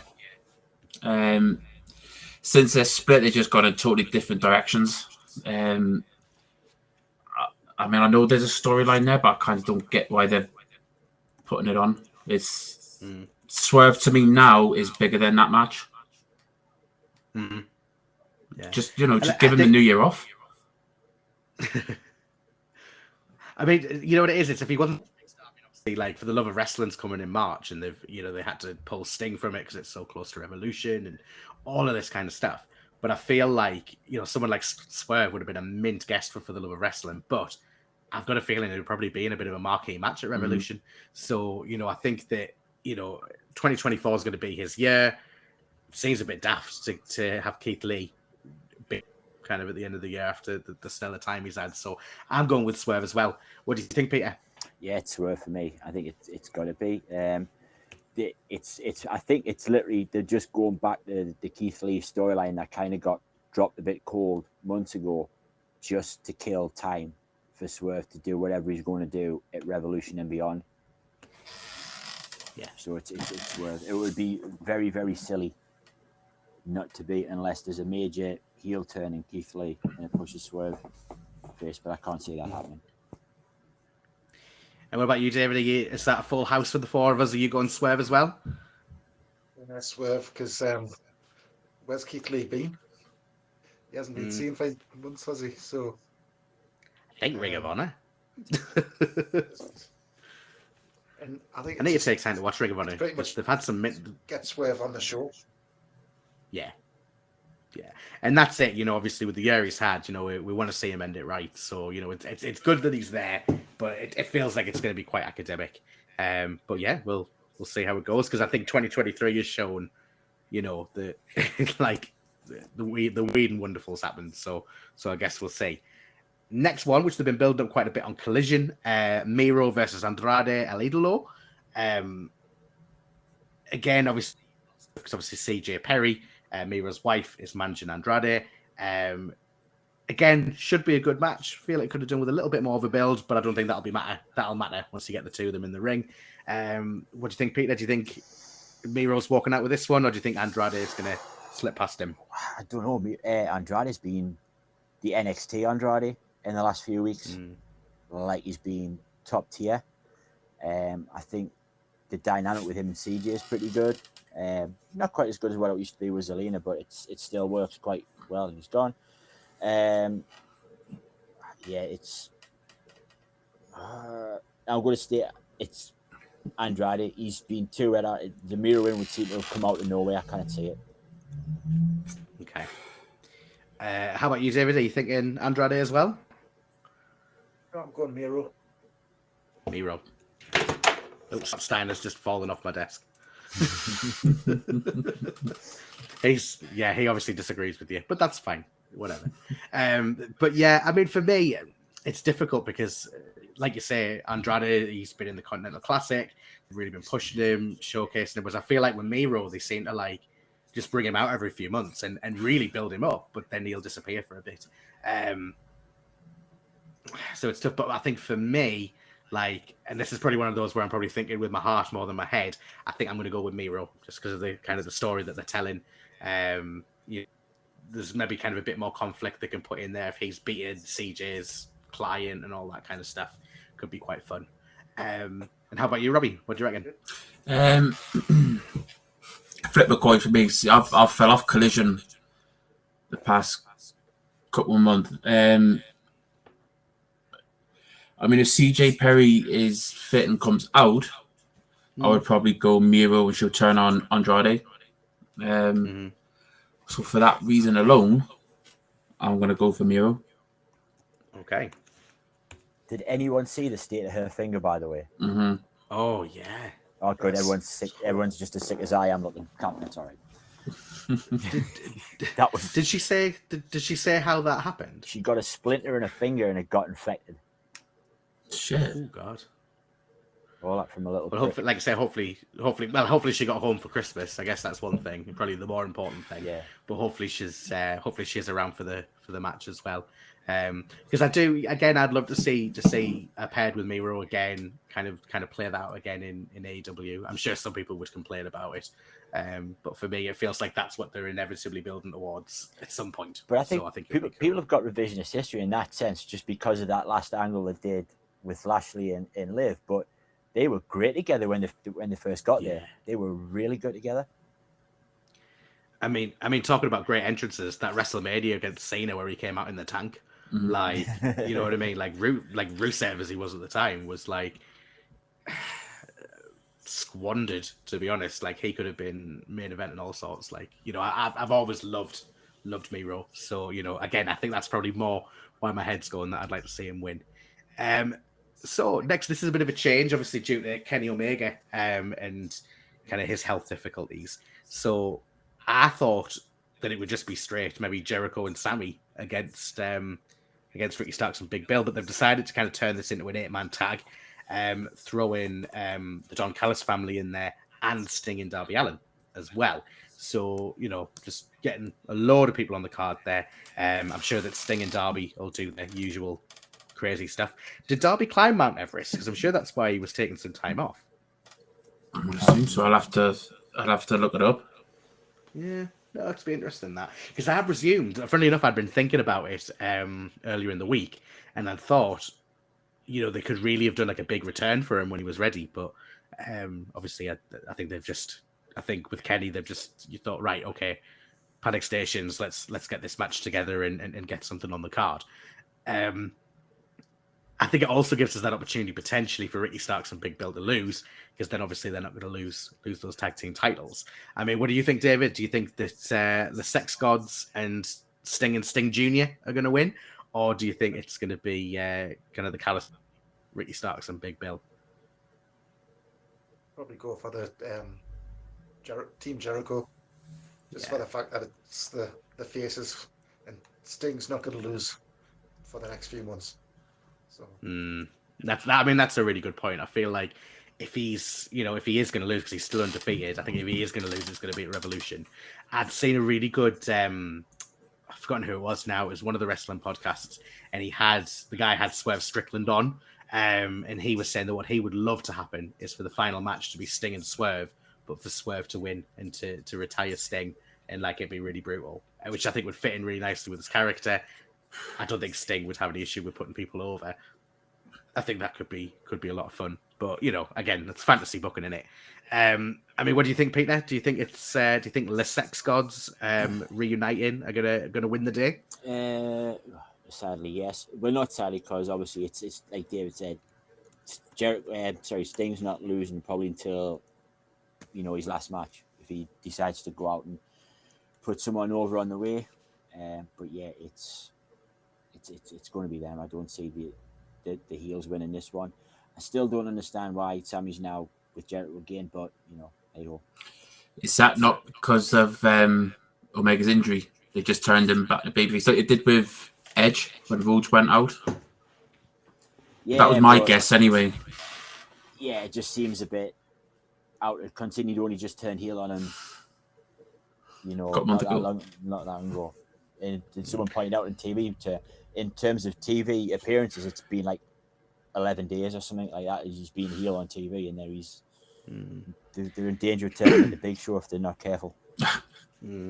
Well, funnily enough, I think it was What Culture. They always, before the big events, they'll do 10 nightmare scenarios for each event, and one of them was that rather than it be the Golden Jets, that it would be Jericho challenging Ricky Starks and Big Bill. Which, to be fair, Jericho were a good team at the time. But at least that would have made sense, because he'd already picked Big Show as a partner for when there was him and Ibushi and Kenny, etc. Was that for that 8-man or something like that? So at least it might have been shy, but narratively it would have made more sense in pulling Sammy out somewhere. Well, I wondered if it would be Kota Ibushi, to be honest. That's where my head went. So I was quite surprised when this match was put together. But again, it gives Sting another appearance, because it makes sense for them to kind of use Sting as much as they can between now and March.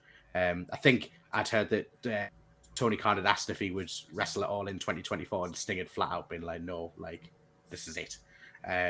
So the next few months will be really, really interesting for Sting. Do you think it's Team Jericho as well, Robbie, or do you think that Sting maybe does squeak a lot along the way? No, Team Jericho for the Sting reason. I can't see Sting losing out to Revolution. Darby Allin's meant to be doing Mount Everest either April or May 2024. So it looks like he was just preparing for it. So it looks like they're going to get Sting's retirement match out the way. That makes sense. And then he'll go and climb. I wonder if he was just preparing for it, because I think it was at one of the events and they'd said something about it, and then he's not been around for a while. So I wonder if he's just been preparing for it. But no, I think, respect to him, because I couldn't even begin to fathom that would be. So the next matches are all championship matches. So, there's quite a lot of points on the line here before we even get to the 5-pointer. We're going to start with the FTW Championship, which is Hook versus Wheeler Yuta. I feel this one's just been bubbling for a long time. Even, do you know what I mean? Like, they've kind of put them together and then not really done much with it, and then brought it together a little more. So really kind of bubbling under the surface. For me, I feel like it just creates, particularly, obviously, there's quite a few championships here that I think there'll be quite a few that are defended. And I think if we want to do a title change, this might be a good one to do. So I'm going to go with Wheeler Yuta. I think that Wheeler's going to win the FTW Championship. Again, it just creates that story a little bit more and sort of builds things up. It gives Hook something to do as well. So I'm going with Wheeler. Robbie, what do you reckon? Hook. Hook? Yeah, I still think he should be on an unbeaten run. I think that loss to Jack Perry was a waste of fucking time. Hook for me. What's happened since? Yeah. Well, he gave WWE CM Punk. You know what I mean? And all this money they're going to earn. Do we think he'll return as Jack Perry, or do we think he'll come back as Jungle Boy? Jungle Boy and Job as a bit of punishment. Jobber Boy. Mm-hmm. Yeah. So, Peter, what do you reckon? Hook or Wheeler? I'm going to pick Hook. To be fair, I think him losing out of BCC. Hook's a better fit. The Hook beat him. The curb. That could be quite interesting because again, it's creating those storyline opportunities for Wheeler because I feel like, compared to the others, he's almost like the novice that they're kind of, kind of building up. But it feels like that maybe giving him something to sink his teeth into might be good fun. What do you think, David? Are you thinking Hook, or do you think we've got a new FTW champion? I've got Hook down on me bit of paper, yeah. But due to me being I sensed at the bottom of the pile at the minute, I'm gonna have to go Wheeler Yuta just to see if I can get some points. Okay, I love your tactical style. I've got to say, I enjoy it very much. So we'll move on to the TNT Championship now. Christian Cage versus Adam Copeland. This was obviously a rematch from their match on Dynamite. This is probably the one that I'm very out of all of them, it's probably the one that I'm the least sure about, which is a wrestling fan is great because you can walk in without that expectation and stuff. Like, I'd read something really interesting where someone was saying like that they felt that Adam Copeland needed to win at this point. Obviously he's had a few matches. This is his first pay-per-view match for the company. Singles pay-per-view match for the company. So it's, it's important for him to win it. But then I'm loving Christian with that title as well. And I feel like that story is rumbling along really nicely. What do you think, David? Do you think, who do you think out of these two will walk out with the TNT title?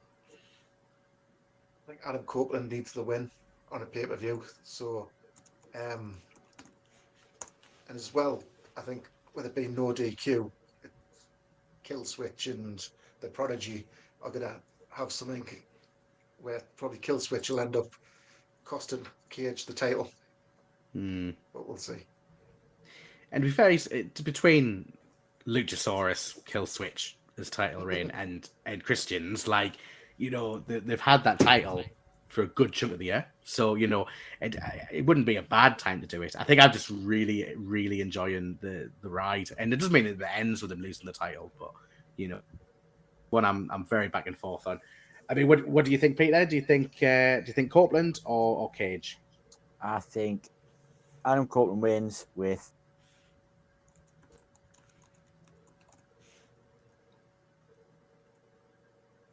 where he comes back to get a Christian. So maybe the start of that, because inevitably they'll end up teaming up at some point. Do you know what I mean? Yeah. Whenever that is. Is it? Robbie, do you feel any different? Do you think it is Adam Copeland's time to win the TNT title? Yeah. But I would like to then see Christian go for the heavyweight title. I think he's earned it. With the work he's done, it's just fucking phenomenal. With Collision just gone, I think I looked for the clip of his promo. It's the only time I've watched Collision for his promo, so I'm tuning in for Collision for him. I just think he's due. Because AEW, he's a bigger star than Adam Copeland. No, I'd agree with that. And I think I'd said in the For the Love of Wrestling group, someone had posted something about, I think it was a post about Christian Cage and him winning different championships across all the companies he's been in. And I'd said the same as you. For me, I'd be putting him in the main event. Yeah. Absolutely, he could have a title run in AEW. Imagine an MJF Christian Cage promo. Come on. I just think he's before he was involved with the TNT title. It had been hot potatoed so much it didn't mean anything. I think Wardlow had it about 20 times. It just felt like it felt like a trinket. Whereas he's kind of risen it to that point where, to be fair, Adam Copeland, Edge, WWE Hall of Fame, multi-time, one of the most popular, successful wrestlers of all time, and he's fighting for this championship, and it means something because it's Christian. Do you know what I mean? So I think maybe the next stage in that, as we're talking about it, is for is for Adam Copeland to win it. You know, if it's maybe that Christian wins it back or whatever that looks like. But yeah, I think it's a full sweep for Copeland, and we'll see. Because like I say, I think that their story continues, but I'd love it for 2024 to, you know, to be a banner year for Christian Cage because he totally deserves it. Mm-hmm. Let's move on to the TBS Championship. I suspect I know which way this is going. I'm just going to put it out there right now and say it's Julia Hart. Like, I just don't see Abaddon winning that. I think it's just, you know, she's relatively early in her title reign. It's another obstacle for it to overcome. Yeah, I think it's Julia Hart. What do you reckon, Robbie? Yeah. I wouldn't be disappointed if she went and broke Jade Cargill's record. Mm-hmm. I think she's earned it. The work she's put in. Yeah, I can't see Julia Hart losing it for a while. I feel what would be cool, and this has just sort of popped into my head, and I'm not necessarily saying that this would be the person that would dethrone Julia Hart, but I think just before Britt Baker kind of, because obviously she's taking time off to look after Adam Cole, I feel like just before that she was talking about, I want to be the first woman to have won the championship and the TBS championship. So a really good opponent for Julia Hart, fast forward a few months, Julia Hart, Britt Baker could be a really good match on pay-per-view, and that could be the first one where we think like, oh, is this where the title changes hands? You know, Britt Baker's, you know, former women's champion, all of this kind of stuff. So, you know, I'd love to see that happen, and I think that would be really cool. So yeah, for me, I think Julia needs to hold on to it for, again, she needs a canny run with it, I think. I mean, what do you think, Peter? I know obviously you're a big fan of Julia Hart as well. Yeah, it's Julia Hart. You know, Abaddon's not going to win this. It would make no sense. It would ruin all the hard work you've put into Julia Hart so far, and you know, it just wouldn't make sense. So yeah, Julia Hart all the way. And I think what your idea is, Britt Baker down the line. You know, Thunder Rosa is finally back. There's going to be a lot of people that can start getting added to this mix to bring this up a level as well. So yeah. And how about you, David?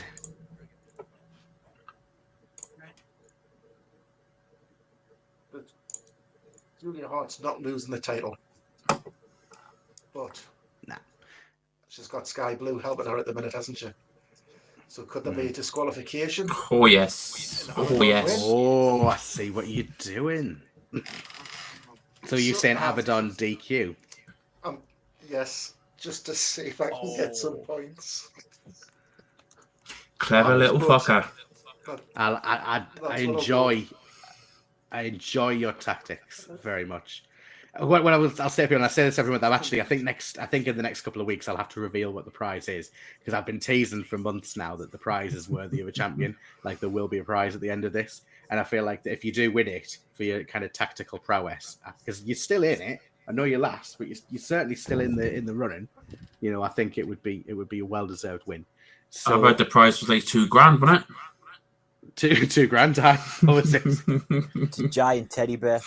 It was this Scott Steiner action figure who's just fallen off my desk.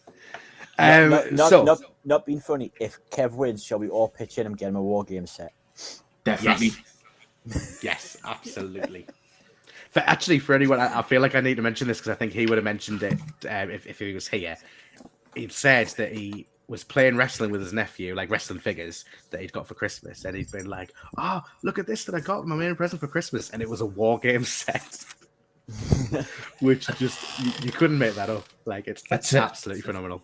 I tell you what, I play WWE Supercard, and one of the next events is War Games. Are you just I'm gonna have to get him on to play it. I'm gonna have to get him on to play it. I think he's trying to join. I've had a message from Kevin. He's trying to join, so hopefully we'll get him in, and we can get his. You know, we can maybe quickly get his picks for World's End. Well, while he's trying, let's go to the next match. So, Timeless Toni Storm versus Rio. I feel like this is another one that's maybe a bit academic. You know, with all due respect to Rio, first AEW Women's Champion. I don't think she's the one that's there dethroning Toni Storm. I think it's someone else down the line. So I'm going with Toni Storm on this one.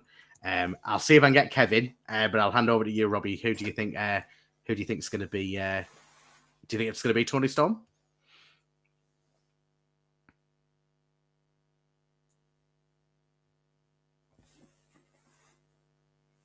Oh, I think you're on.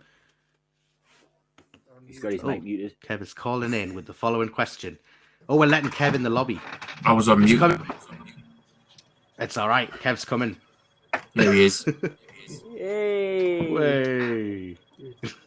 That's the standard British noise you have to do when someone joins. Are you there, Kev? I'm here. Way. I'm wearing an hoodie. Don't judge me. We're just going through our World's End picks. So we'll finish this one and then we'll. But we're just on the women's title match, and I was just talking about you, so I think that you were either watching or your ears were burning. But I was talking about kind of what your nephew's Christmas present. Yeah, there was a bit of friction.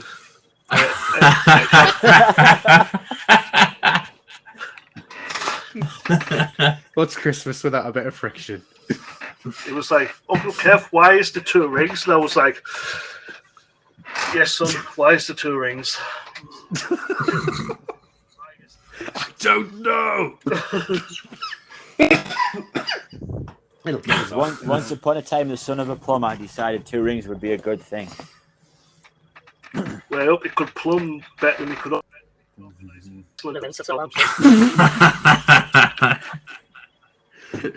And our shot of getting Cody Rhodes on this podcast has just disappeared.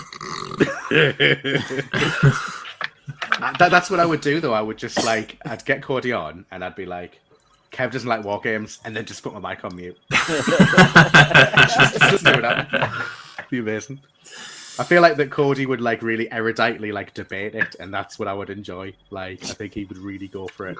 So, yeah, no, I think that'd be brilliant. So, yeah, sorry, I think you were on mute, weren't you, Robbie? Yeah. So, are you thinking Tony Storm as well? Yeah, Tony Storm. Rio's had a moment.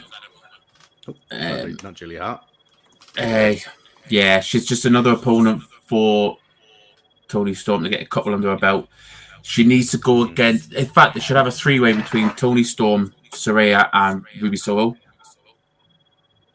Yeah, no, that would be pretty good. To be fair, I think that's the way that it's building to.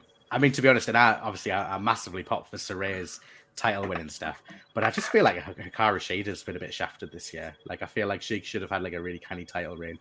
But obviously Tony Storm seems to have kind of captured everyone's imaginations, and that's why we're kind of on the ride that we're on. I mean, do you agree, Peter? Do you think it's Tony Storm? Yeah, it's Tony Storm. Much like Robbie said, in a sense, Rio is not the woman to kind of head up that division now. If you're bringing anyone in from Japan, she is miles above her.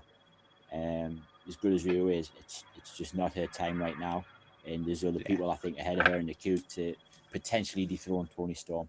That would make a lot more sense and better business. Joke. So, Kev, like I say, we'll get to your other ones shortly. But who do you think's winning between Tony Storm and Rio? I'll never bet against my Tony.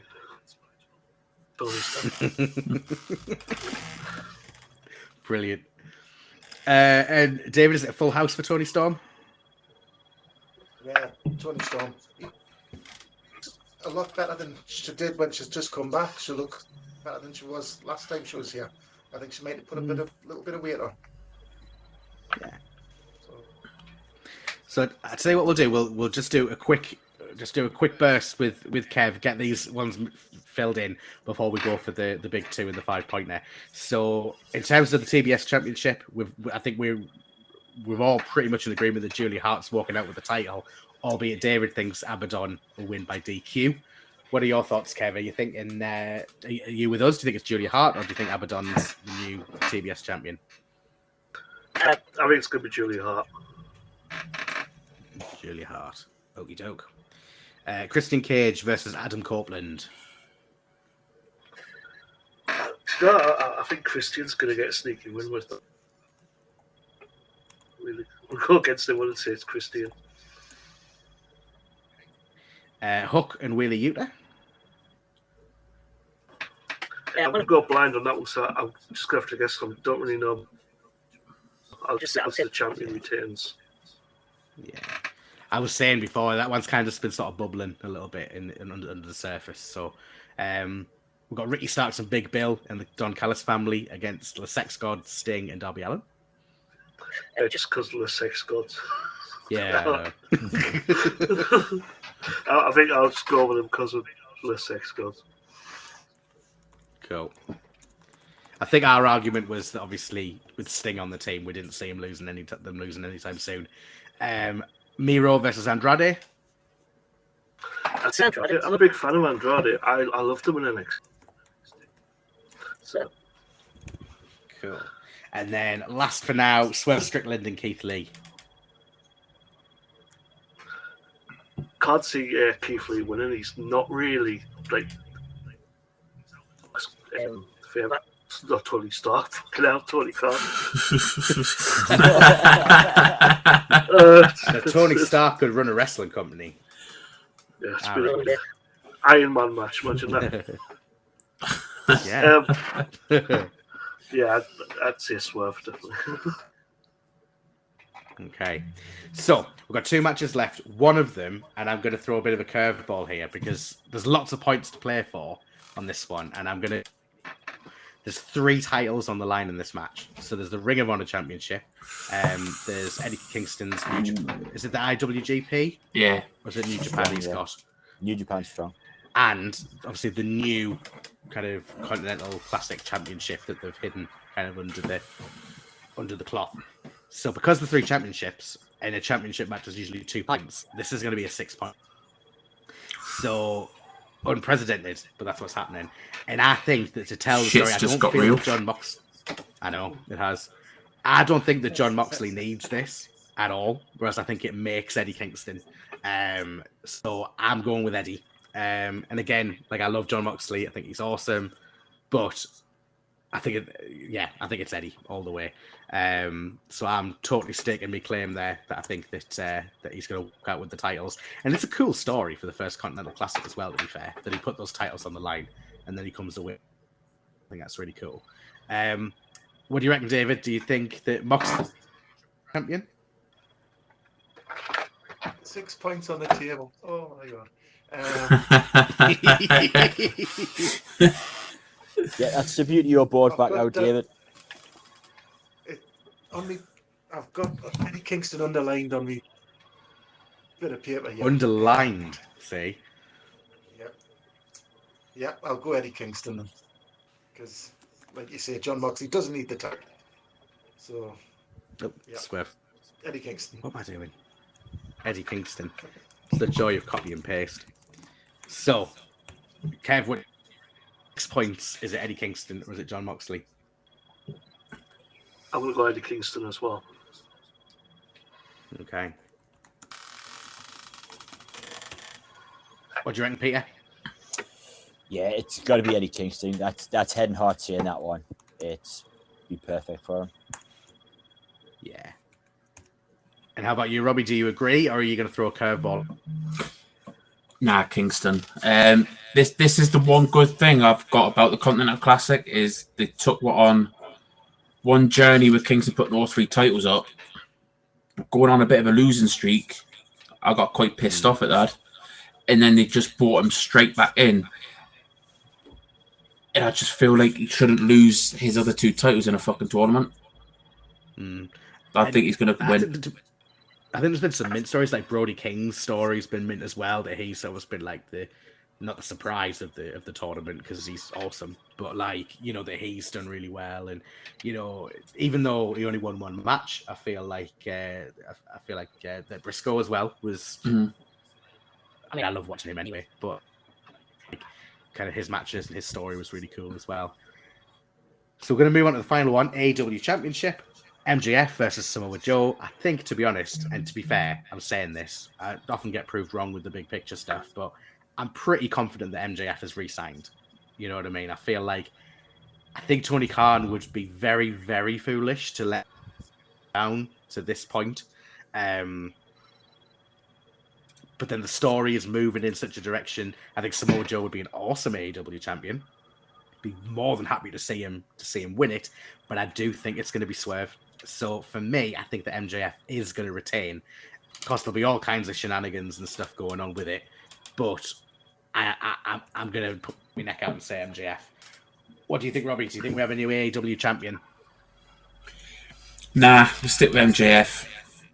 Or else this Devil storyline's a waste of time. That's my thinking behind that. Yeah. What do you think, Peter? Here's a curveball for you. The Devil. Okay.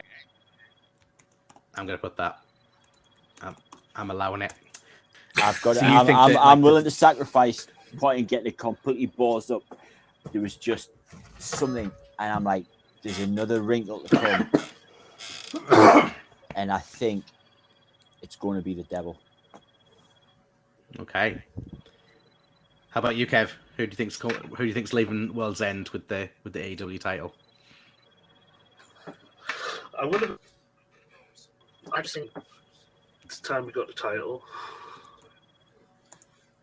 I think it'd be a mid-champion. And again, talking about like Christy Cage. Yeah. Yeah, because I think MJF has signed, so it'd be chasing them for a rematch. So, but yeah. I think. Yeah. I think, like, you know, talk about Christian Cage having a year. Like, I think Samoa Joe's had an awesome year. So I think he deserves it, totally. I just don't think it's happening. I mean, David, what about you? I mean, I know you've been very tactical once again. Do you think Samoa Joe's walking out with the title, or do you think MJF is living to fight another day? It's like Bobby says, the Devil storyline wouldn't make sense if MJF loses. So it's MJF. And hopefully at the end of the match... I think this is the first time with an MJF title match. So... just imagine some point the Devil will come out and... So... Well, that leads quite... the match and then the pay-per-view. Actually. Yeah. So I think for me... Yeah, like I think this is probably the first time with an MJF match that we've been very much split with the title or not. That leads really nicely into the Devil being revealed at World's End. Now, you think that's going to happen. I'm going to move straight to Peter. Who's going to win? Do you think that we'll learn their identity? That's a different thing. I think kind of simultaneously, just watching the end of Dynamite, and you got the pleasure doing business with you thing. Now, the two other guys in the masks, which looks like Bennett and Taven, have got the Ring of Honor World Tag, which makes sense because they technically signed the Ring of Honor. And why would Joe do all that just to lose them? And then I think there's been something where it's like, look, there's an agreement where Joe will sign his contract over. There'll be some kind of a reveal, and the Devil will beat him, and then the mask comes off right at the end, kind of thing. So it was just, I don't know why I thought about it. I was like, there seems to be a swerve coming. Something that's, and I just don't know what it is. I just kind of shake it so, and I think it's going to be Adam Cole. Doesn't make sense to be anybody else. I mean, yeah, I think that would go. I mean, I'm scared everybody before we move on. How angry will you be if it's Jungle Boy? I'll be fucking fuming. Right, I'll you know what it is? I'll actually request a refund because I'll be like, that was bad. We want refunds. I will be happy for AEW to close down if it's Jungle Boy. Close down. I think Adam Cole is a really good reveal. What if it's Tony Stark?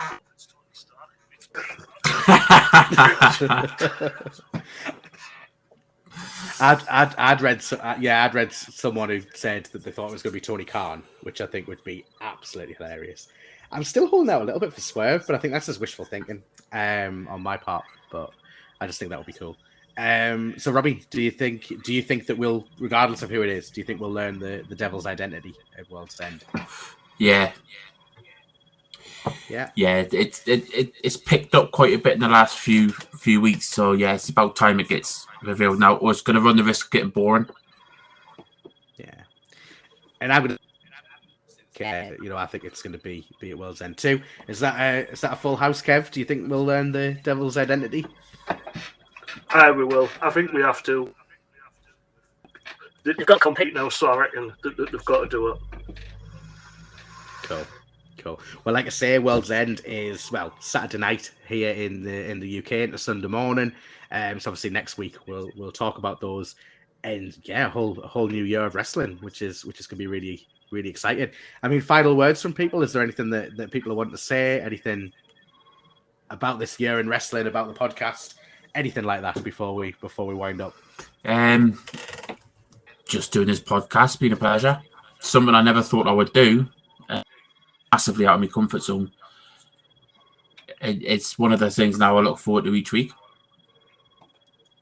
Yeah, no, it is. It's awesome, and I think one of the things we're talking about, obviously, now we're kind of getting into a bit of a steady gear with it and stuff, is to kind of think of some of those things that we like from the early episodes, things that we want to do to kind of make it more fun for us, make it more fun for people listening. So any suggestions that people have to kind of to make the podcast even better would be brilliant. I think I'm definitely going to upgrade my laptop because I suspect that's why when I press jingle things, they don't play. So that's something I'm definitely going to do. But yeah, thank you so much to everybody who's kind of been tuning in over the last few months.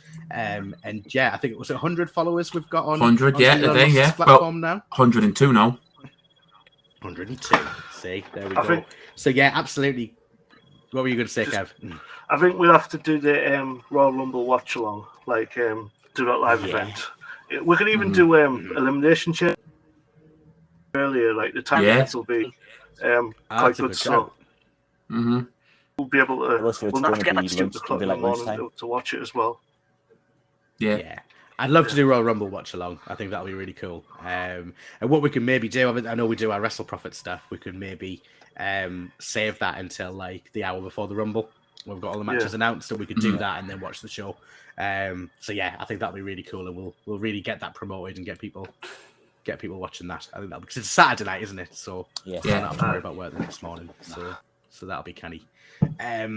But yeah, thank you to everyone who's been joining us for episodes, whether this is your first or your 11th or 12th or whatever we're on now. And we'll catch you after World's End. We'll catch you next year for more episodes of Mark's Side of the Ring. Cheers. Yeet. See you later. See you guys.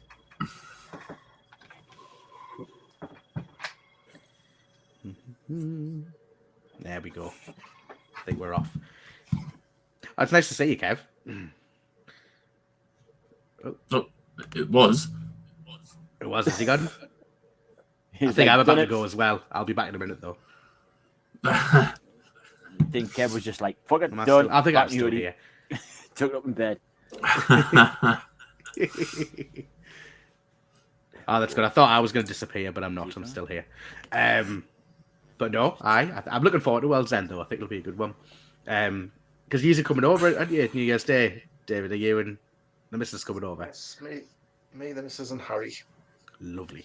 That'll be canny. Is anyone thinking about All In next year? I'm waiting for them to sell me on it.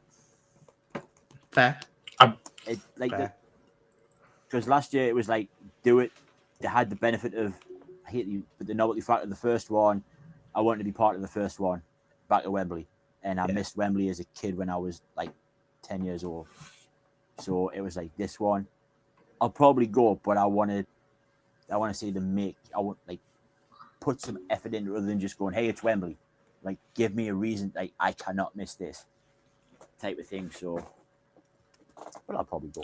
See, I'm looking to go. I've got to swap a few things around with the kids. Because all these events seem to be when it's my fucking week with the kids.